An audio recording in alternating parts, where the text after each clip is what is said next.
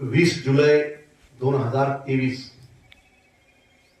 आणि एका रात्रीमध्ये जवळपास 240 मिलीमीटर पाऊस, म्हणजे वर्षभरात आपल्याकडे जेवढा पाऊस पडते त्याच्या 35% पाऊस एका रात्रीत पडला आणि आपल्या गावचा हा तलाव फुटला.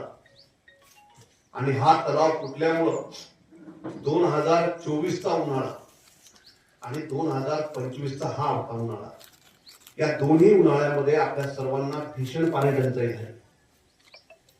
कारण या तलावावरच तुमच्या गावची पाणी पुरवठा, तांड्यांचा पाणी पुरवठा आणि आजूबाजूच्या गावाचं वॉटर सप्लायचं आपण काम केलेलं आहे. परंतु मागे झालेली जो काही त्रास आहे हा पुढच्या उन्हाळ्यामध्ये आपल्याला होणार नाही.